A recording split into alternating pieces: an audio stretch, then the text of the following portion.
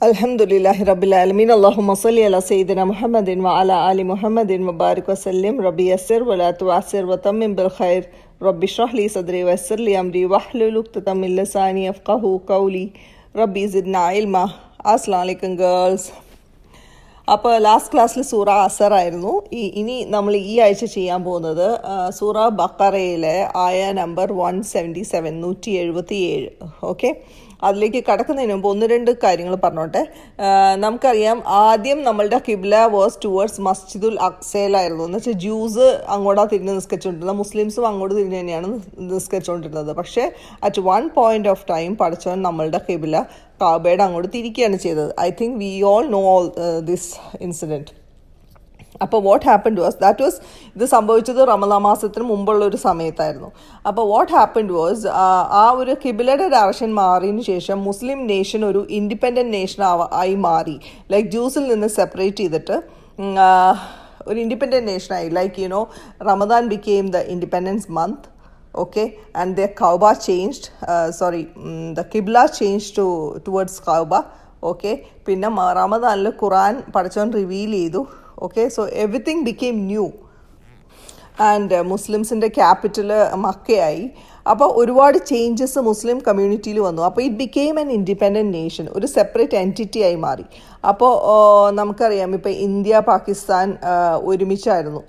അത് പാർട്ടീഷൻ വന്നതിന് ശേഷം വാട്ട് ഹാപ്പൻസ്, ഒരുമിച്ചായിരുന്നപ്പോൾ they had the same rules, same constitution, same regulations എല്ലാം ഒന്നായിരുന്നു. പക്ഷെ അത് സെപ്പറേറ്റ് ആയി കഴിഞ്ഞപ്പോൾ വാട്ട് ഹാപ്പൻസ്, പാകിസ്ഥാൻ ഒരു ഡിഫറെൻറ്റ് നേഷനായി, ഇന്ത്യ വേറൊരു നേഷനായപ്പോൾ the new government formed for India, new government formed for Pakistan.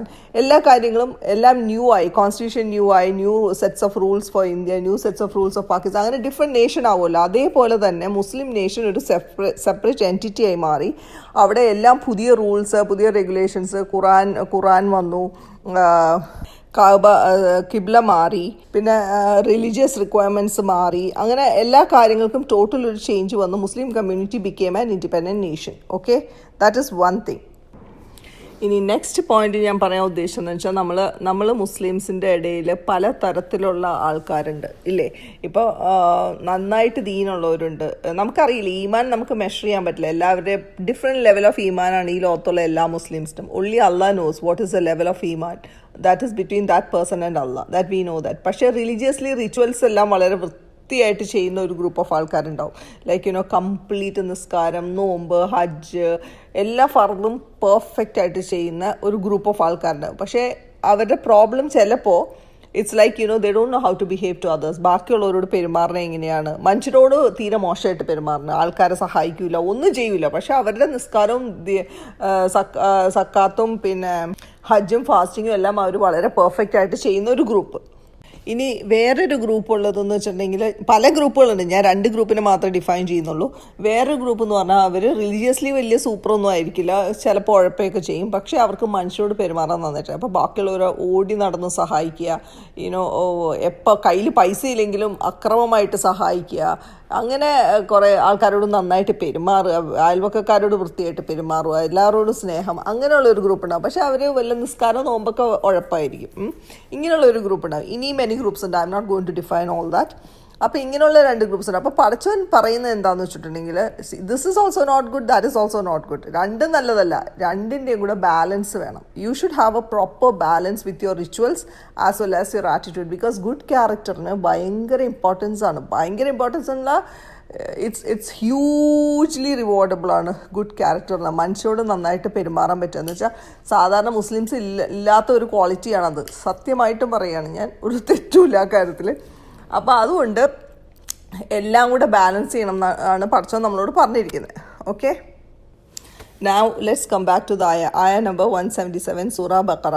അതിൽ പഠിച്ചവൻ പറഞ്ഞിരിക്കുന്ന ആദ്യത്തെ കാര്യം എന്താണെന്ന് വെച്ചിട്ടുണ്ടെങ്കിൽ, ഇതിലെന്താ പഠിച്ചവൻ പറഞ്ഞിരിക്കുന്നതെന്ന് വെച്ചിട്ടുണ്ടെങ്കിൽ, ഇപ്പോൾ കംപ്ലീറ്റ് ന്യൂ ആയി മുസ്ലിം കമ്മ്യൂണിറ്റി പുതിയൊരു നേഷനായി കഴിഞ്ഞപ്പോൾ Allah redefines the definition of a good person. ഒരു നല്ല വ്യക്തി, ഒരു നല്ല മനുഷ്യൻ്റെ ഡെഫിനിഷനാണ് ഈ ഒരു ആയയിൽ പഠിച്ചവൻ പറഞ്ഞിരിക്കുന്നത്.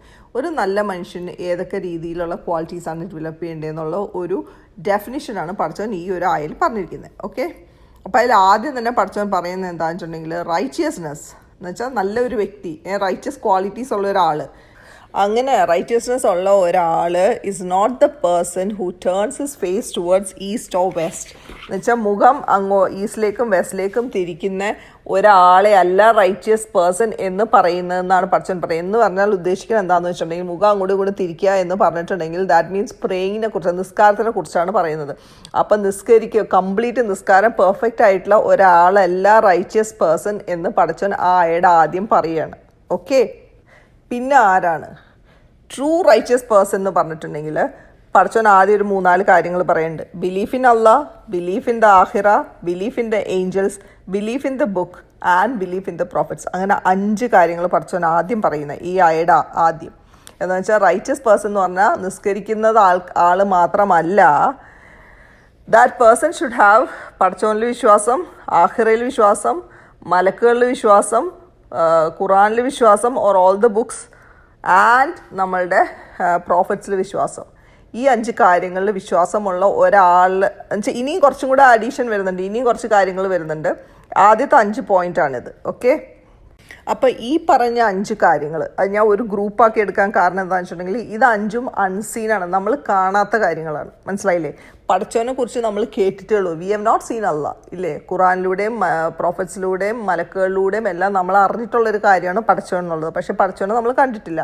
ആഖിറ ലാസ്റ്റ് ഡേ ഓഫ് ജഡ്ജ്മെൻറ്റ് ഇത് നമ്മൾ കണ്ടിട്ടില്ല. ഇതും കാണാത്ത കാര്യമാണ്, നമ്മൾ കാണാൻ പോകുന്നേ ഉള്ളൂ ഇൻഷാ അല്ലാഹ് ഇല്ലേ? അത് തേർഡ് പോയിന്റ് മലക്കുകൾ നമ്മൾ കണ്ടിട്ടില്ല. നമ്മൾ ഇതേപോലെ ബുക്സിൽ നിന്നും പ്രൊഫസർ സല്ലല്ലാഹു നിന്നും അറിഞ്ഞ വിവരങ്ങളാണ് മലക്കുകൾ. പിന്നെ ബുക്സ് ഇപ്പോൾ ഇതിനു മുമ്പ് നമുക്ക് Quran, yes we have seen Quran. പിന്നെ പഴയ ബുക്കുകൾ എത്രത്തോളം ആൾക്കാർ കണ്ടിട്ടുണ്ടെന്ന് എനിക്കറിയില്ല. പിന്നെ and the last bit is പ്രോഫറ്റ്സിനെ നമ്മൾ കണ്ടിട്ടില്ല, പക്ഷേ അന്ന് ജീവിച്ചിരുന്നവർ കണ്ടിട്ടുണ്ട്. ഓക്കെ, അപ്പോൾ ഇത് ഞാനൊരു ഗ്രൂപ്പായിരിക്കണം. അപ്പോൾ ഇവരിലെല്ലാം നമ്മൾ വിശ്വാസം ഉണ്ടാവണം എന്നാണ് ഫസ്റ്റ് തിങ്.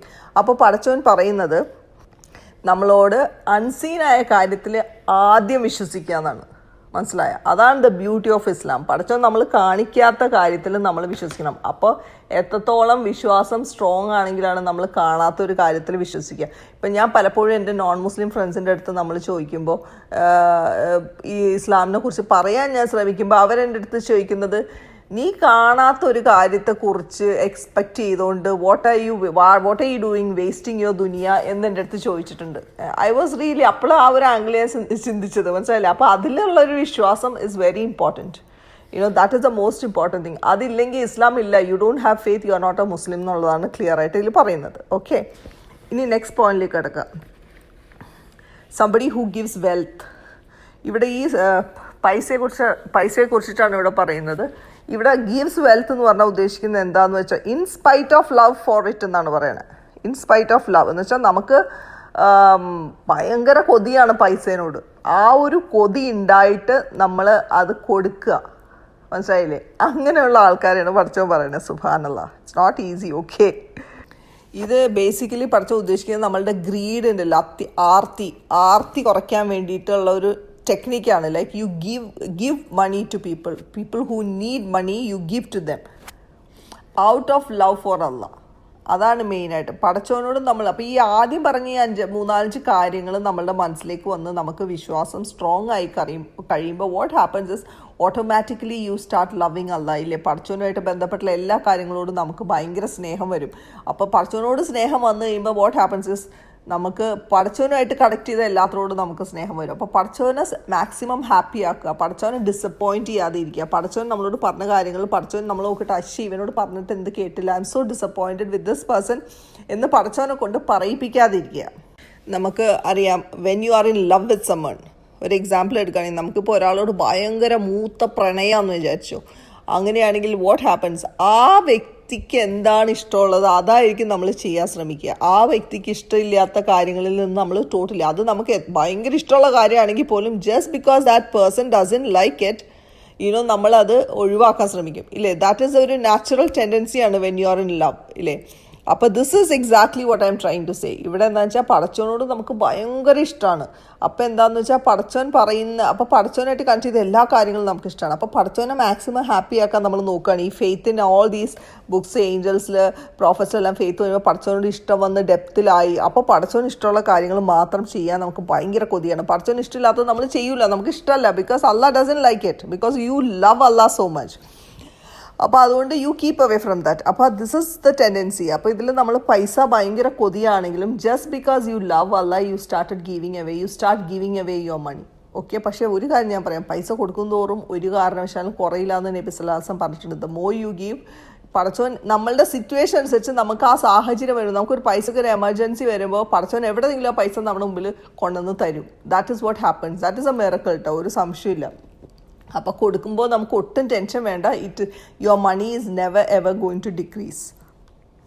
പിന്നെ വേറൊരു കാര്യം എന്ന് വെച്ചിട്ടുണ്ടെങ്കിൽ നമുക്ക് ഒരു ടെൻഡൻസി ഉള്ളതാണ്, തലേന്നത്തെ ഭക്ഷണം അല്ലെങ്കിൽ നമുക്ക് അധികം നമ്മൾ ഉപയോഗിച്ച് കുറേ പഴകിയൊരു ഡ്രസ്സ്, ഇതൊക്കെ ആൾക്കാർക്ക് കൊടുക്കാൻ നമുക്ക് യാതൊരു ബുദ്ധിമുട്ടുമില്ല. എന്താണെന്ന് വെച്ചിട്ടുണ്ടെങ്കിൽ നമുക്ക് ആവശ്യമില്ലാത്തൊരു സാധനമാണ്, അതങ്ങോട്ട് കൊടുക്കുക. പക്ഷേ അതല്ല, that is what the most beautiful thing is നമ്മൾക്ക് ഏറ്റവും ഇഷ്ടമുള്ളൊരു സാധനം നമ്മൾ എങ്ങനെ ആഗ്രഹിക്കുന്നോ അതേ രീതിയിൽ ബാക്കിയുള്ളവരെ ട്രീറ്റ് ചെയ്യുക. അപ്പം നമുക്ക് ഇഷ്ടമുള്ളൊരു സാധനം നമ്മളൊരാൾക്ക് കൊടുക്കുമ്പോൾ, നമ്മളൊരു സാധനം ഒരാൾക്ക് കൊടുക്കുമ്പോൾ നമ്മുടെ നെഞ്ചിൻ്റെ ഉള്ളിൽ എനിക്കിഷ്ടമുള്ള സാധനമാണ് എന്നുള്ളൊരു സാധനം ഉണ്ടല്ലോ, ഒരു പിഞ്ച്, ഒരു കുത്ത്, ഒരു കൊളുത്തൊക്കെ ഉണ്ടാവൂലേ, അങ്ങനെയാണ് നമ്മൾ കൊടുക്കേണ്ടത്. That is what Allah loves most. മനസ്സിലായോ? അപ്പോൾ പക്ഷേ ഒരു കാര്യമുണ്ട് കേട്ടോ, കൊടുക്കും തോറും നമുക്ക് അവർക്കൊരു നമ്മൾ വഴി ഒരു സമാധാനം കിട്ടുന്ന, അവർക്ക് നമ്മൾ കാരണം അവരുടെ ഒരു ബുദ്ധിമുട്ട് മാറിയല്ലോ എന്ന് ആലോചിക്കുമ്പോൾ ആ ഒരു satisfaction is out of this world. ഒരു ഡൗട്ടും ഇല്ല ആ കാര്യത്തിൽ.